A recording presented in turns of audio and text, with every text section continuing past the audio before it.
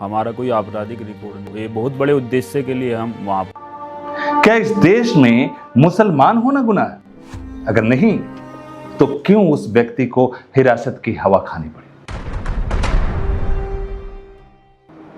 आखिरकार दिल्ली पुलिस को क्यों ऐसा कदम उठाना पड़ा?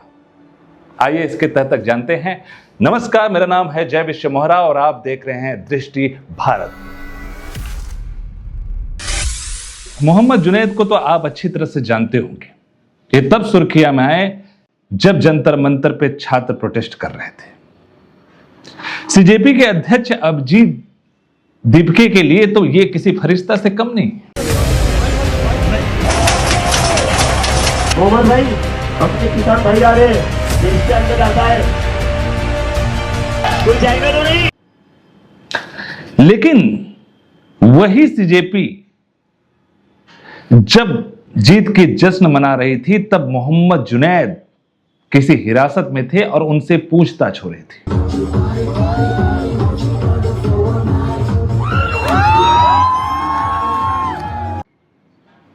आखिर क्या वजह थी जो सीजेपी भी इनका साथ नहीं दिया?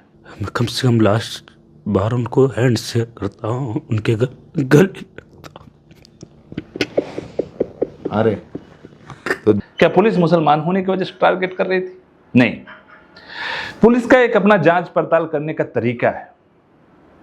अगर वैसा टारगेट करती, जानबूझ के अगर फंसाना चाहते तो और चीजों में बोलती। लेकिन मोहम्मद जुनैद ने खुद कहा है कि पुलिस ने उनको हाथ तक नहीं लगाया और बाइज्जत उनसे कंबल पूछी गई। जहां उन्हें लिटाया गया वहां एसी चल रही थी।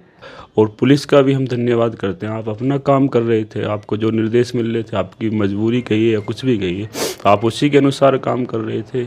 आपने हमको डिटेन किया, कोई बात नहीं, लेकिन आपने अच्छा व्यवहार किया। हमसे सिर्फ सवालात किए, हमको हाँ जो वास्तविकता वही कहेंगे। हमको उन्होंने हाथ टच भी नहीं किया। आपसे मारपीट नहीं की? नहीं, कोई मारपीट नहीं की, अन्ना था।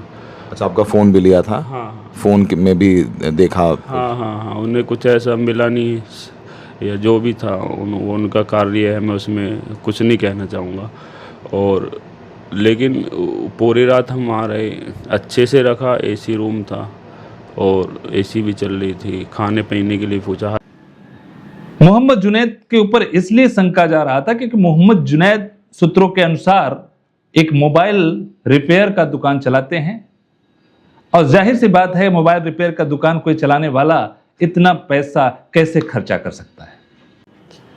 जांच पड़ताल करने के बाद में मोहम्मद जुनैद ने सही जवाब दिया और मोहम्मद जुनैद काफी, उनके बयान से ऐसा लग रहा है कि काफी अच्छे इंसान हैं, काफी नेक इंसान है और उसी की वजह से पुलिस ने उन्हें बाइज्जत बरी कर दी। तो उन्होंने क्या क्या सवाल किए? सबसे पहला सवाल आपसे सबसे पहले यही किया कि आप वहाँ पर क्यों हो, आप कहाँ से आते हो? हमने कहा हम गाजियाबाद से आते हैं। तो मतलब कितना दूर है? कि हमने 35-40 इतना होगा लगभग। तो इतनी दूर से आप क्यों आ रहे हो? आपको क्यों ज़रूरत पड़ रही है? और आपके पास इतना फंड कहाँ से आ रहा है? आप कैसे ये सब बांट रहे हो? कहाँ से ला रहे हो?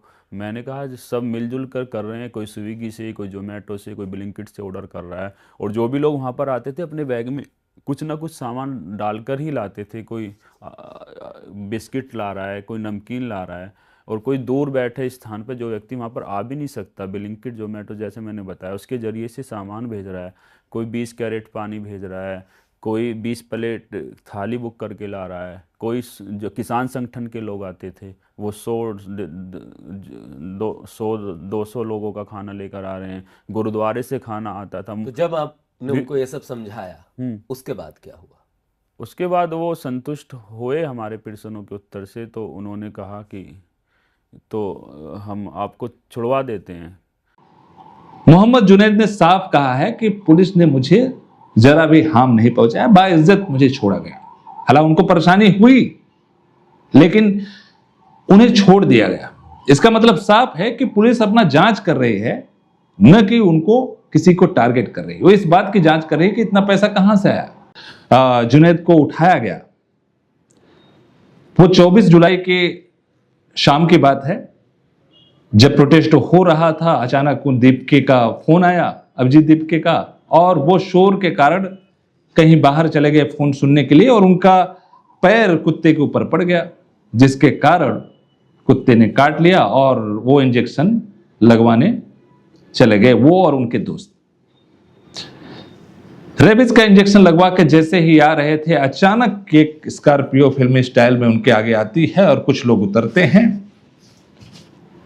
जुनैद देख के डर जाते हैं और घबरा जाते हैं और उन्होंने सोचा कि कोई हो सकता है गुंडे लोग हों, क्योंकि वो ड्रेस में नहीं थे, यूनिफॉर्म में नहीं थे।